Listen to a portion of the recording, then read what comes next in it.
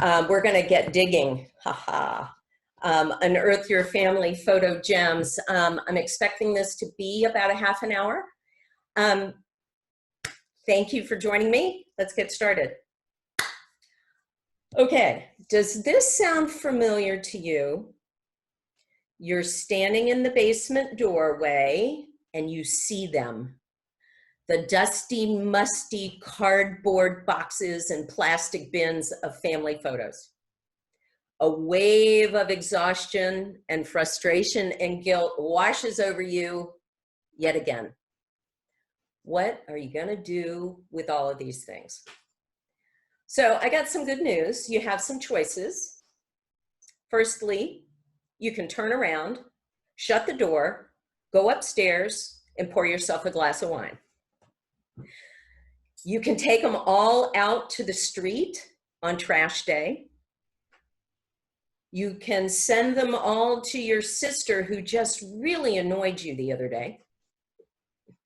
Or you can march in with a purpose and a plan and some tools and open that first box and dig in. If one of those first three options sounds best to you, you can leave this meeting and move on. You don't need me for that. But if the last one sounds best, in the next half an hour, I'm going to give you what you need, okay? At the end of this webinar, you're going to have all of these things. You're going to have a purpose, you're going to have a plan, and you're going to have tools. You'll know why you're spending time going through all of these photos and unearthing your gems. You're going to know how to dig for the gems, separating the photos worth keeping, and what to do with the rest. And I call the rest the rubble. And you'll know what tools you want to have on hand. And then you can go upstairs, congratulate yourself on a job well done, and know that you've done something important for yourself and for your family and for the future. And oh yeah, what are you going to do with all that new space that you've just cleared out? Okay? Why spend time listening to me? Well, some of you know me, you know what I've been doing for a long time. Some of you are all new to me. Since 2006, I've been coaching people just like us on how to sort and save and share their family photos and stories. I've worked in basements, I've worked in spare bedrooms, I've worked in attics, deciding alongside my clients what photo memories to keep and what to let go of.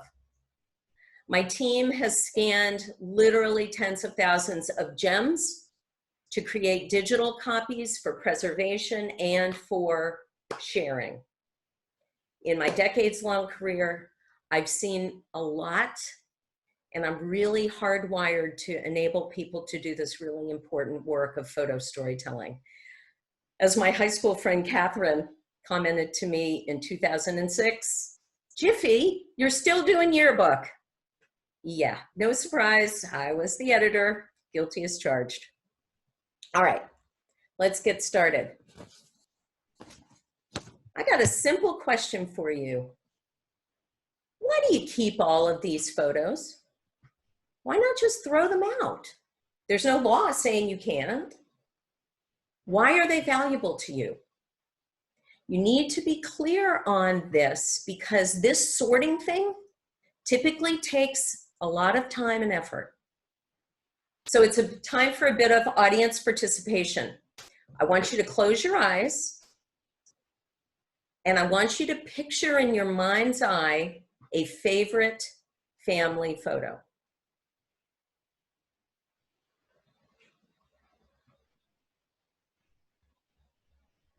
You got it? It's usually at about this point in my workshops, people start to smile. That photo in your mind's eye is a gem. That is why you are unearthing. That is what you're digging for. Explaining why you keep your pictures is easy. They're your family stories. They're your memories. They're your history, right? They tell what makes you and your family special, whether you come from a family of adventurers or people with wonderful senses of humor, a long line of athletes, or a long line of big families. They are who you are. These are your gems. And these are your treasure and why you spend time digging. Okay? That's the purpose. The rest are just rubble that you have to dig through to find your gem. Not every photo is worth keeping. Yes, this person, me, who loves photos more than most people and loves spending time with my own and other people's, I know, is telling you that it's okay to get rid of them. I think of them as your rubble hiding your gems, the ones you really want, the ones with meaning to you and to your family. Okay? Throw the rubble away or shred it. Kim, you're on this webinar. Kim has done this. This is Kim, a photo of Kim's digging through the rubble. This is Kim's rubble for a number of years ago. It's really okay. I want them out of your way so that you have real access to your gems, okay? All right, one note before proceeding. I am calling everything pictures or photos. What I really mean are images, prints, slides, negatives, invitations, recipes, newspaper clippings, telegrams, wedding napkins, you get the idea. They're all images. So when I'm saying photos, just expand your mind, think a little bigger than just photos, think images. All right, let's get to the plan. Step one, figure out a good place to sort your photos. It should be comfortable for you and for your back and for your feet, and preferably a place where you can leave your photos out and they won't be disturbed. Think a spare bedroom, think a ping pong table, think a dining room table. We're not a lot of us having dinner parties these days, so maybe a new use for the dining room table. Step two, here are your tools. All right. Large zip top bags, bigger than a gallon. You can find them at grocery stores, but you can also find them at places like Target, Walmart, online. You want big ones. I also want you to have smaller sized zip top bags, okay? Quart and sandwich. The ones that you get, zip top bags off the shelves, are perfectly fine. They are made of either polypropylene or polyethylene. Both of those are fine for storing pictures in. If the bag has a plasticky smell, and most of us are of a certain age and may remember those baby mattress covers, the plastic ones, you'd open it and there was this real smell. If your plastic smells like that, don't use it. That is not a good kind. But those are hard to find, so your basic zip top bags will be just fine. I want you to have a Sharpie for writing on the bags. You'll see an example of that in a minute. I want you to have a pencil, not a pen, a pencil for any necessary writing on prints, on your gems that you're going to save. You're going to write on the outer edges of the back. No pens, they transfer. I want you to have Post-it type notes for making notes and sticking them to slides or the backs of prints, okay? Post-it type flags, and I'll explain those in a minute. I want you to have a large, one or two, depending on how many people you might be sending duplicate gems to, for your giveaways, these large padded mailing envelopes. When you start your project, I want you to have them at hand. a shredder if you want to shred your rubble, or a box to put your rubble in so you can shred it later. If that's your thing, a very large trash can is also necessary. Speaking of necessaries, we've got two more. You're going to need something to drink. Pick your poison, but make sure it is in a beverage container that will not leak or spill. And the last and most important tool is your curiosity. Come with that fully armed with your curiosity, because this process is fun. Maybe not like, ha ha, hooray fun, but really can be enjoyable. And it will be more so if you come curious, okay? Step 3, pick one and only one box or bin, and make it a smaller one. Because you've heard of positive feedback. You're going to go through this process, and I want you to go through it and have a success with it quickly and get some practice with it on something small, okay? And then you're like, whoa, wait a minute, I could do this. Let me get and dig into that other box. The other thing that I want to mention at this point is be very careful about handling your images. Only handle them, whether they are a slide or a negative or a print or a glass slide or a tin type. Only handle them on the edges. Never put your finger on the image area. All right, you ready for step 4? Got your tools? Let's dig in. And yes, this really is a box of my clients' photographs. All right, here's the key. You're going to sort this stuff into 3 piles. Your keepers, if you followed me in the past, I call them keepers. I'm calling them now gems. Gems is cooler. Those are the ones in your mind's eye. They are the ones that you would be devastated to lose, okay? Your giveaways, those are the gems for other people. That's what you're going to put in that padded bag. Your rubble, everything else. Your giveaways become rubble if you haven't sent them within a week of putting them in the bag. I know it's harsh, but really, if you haven't sent them, they're not that important, or make them that important. Here's another thing that's going to be harsh. Out of this box here, your gems are really going to only be about 10%. You're going to want to keep about 20 because they're going to make you crazy. Do I really want to get rid of this? So keep 10 to 20%. I promise you that there are not more than 10 or 20% of gems in that box. Okay. Let's talk about what you're going to find in your box. You're going to find prints.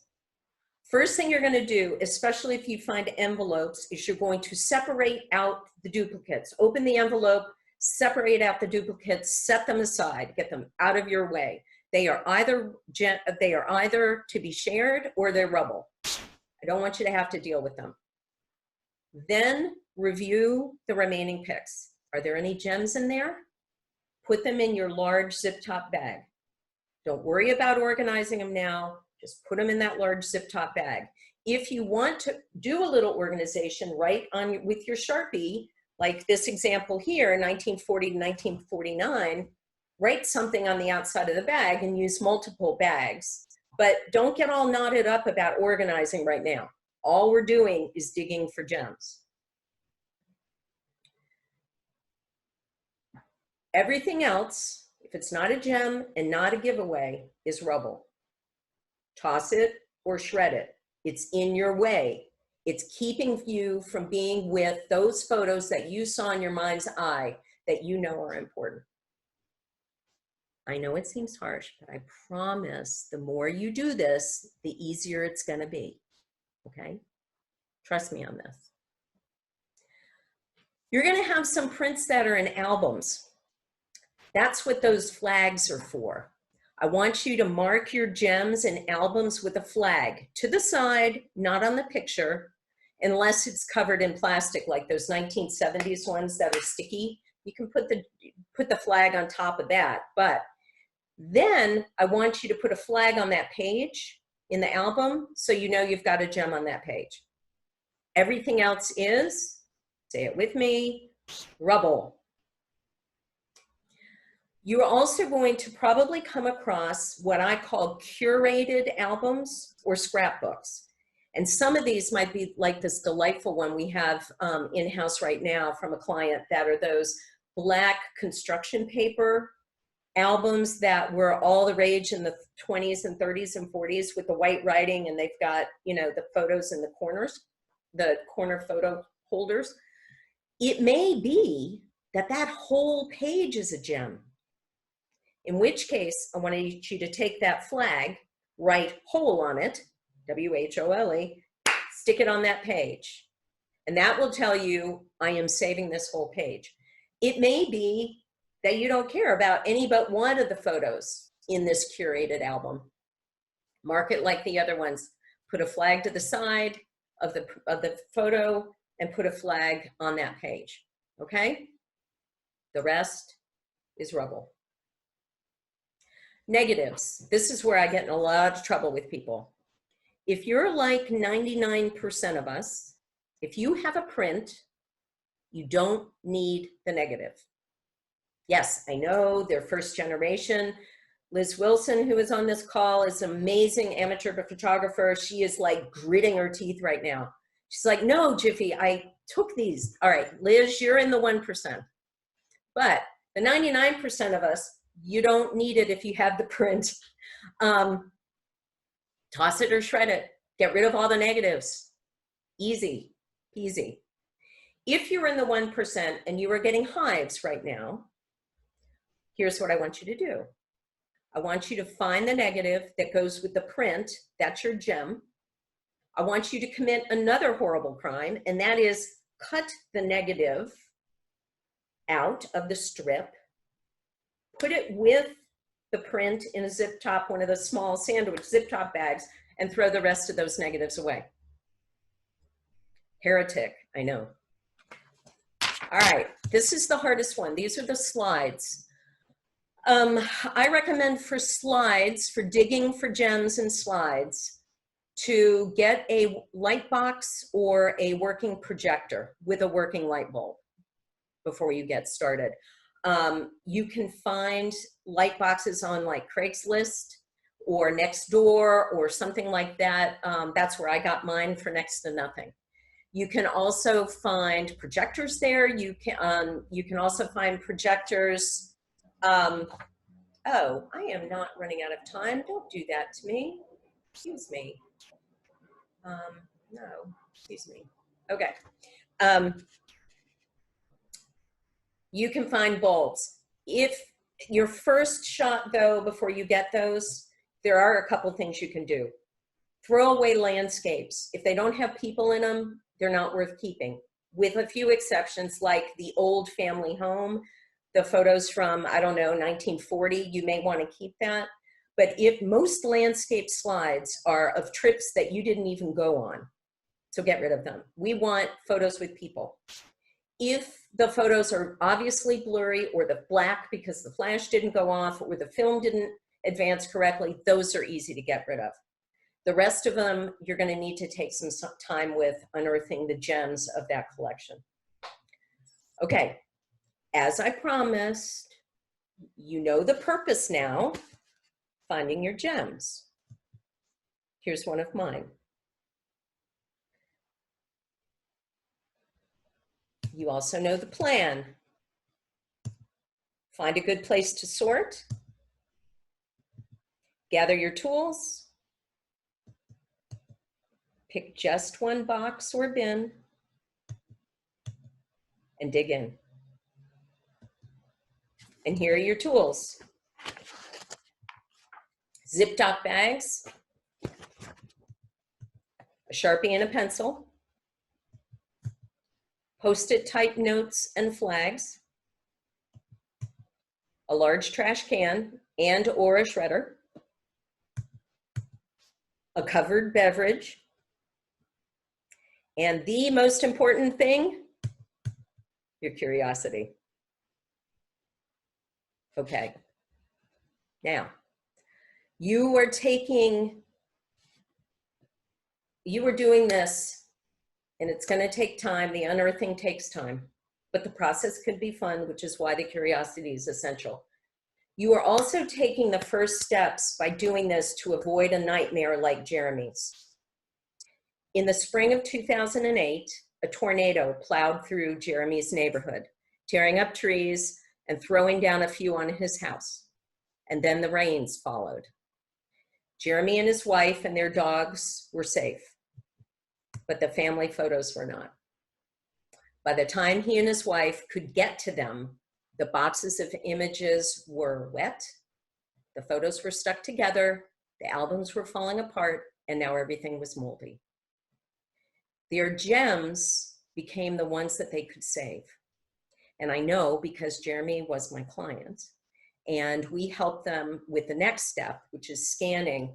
We scanned their gems, fixed them as best we could so they could then throw everything away. By digging in and taking the time now and making the effort, you're avoiding a nightmare like that. Now, here's the dream reason for unearthing your gems. This is my son, Daniel. He died when he was 18. He was clever, and he was musical, and he was dynamic, and he loved kids, and they loved him. And it breaks my heart that my grandgirls are never going to meet him. But I have gems, and I have stories, and you all know that I will make sure that my grandgirls know Daniel. This is part of our photo wall. Daniel's pictures are there along with the rest of us, and the girls have asked about him. That's the power and the magic. That's the dream of unearthing these gems and sharing them. That's what's possible. So let's go back to your basement and look at those boxes again. Do you feel the same wave of exhaustion, frustration, and guilt? I hope you're ready to unearth your favorite photo that you haven't seen so you can frame it and have it in your life. I hope you're ready to find those stories to share with your grandchildren and children. You got all your tools, you got your purpose, you got your plan. Thank you for joining me today. I wish you all the very best as you dig in, unearth your gems, and get rid of that rubble that has been hiding them. I'd love to have you part of the Pixorium community. So head over to the website, right there on the screen, where you can like us on Facebook, follow us on Instagram, subscribe to our YouTube channel, which I just started this spring. That also will give you information about sorting, and subscribe to the newsletter. I give workshops to groups large and small, and I coach one-to-one, all to enable you to share the photos and stories you love with the people you love.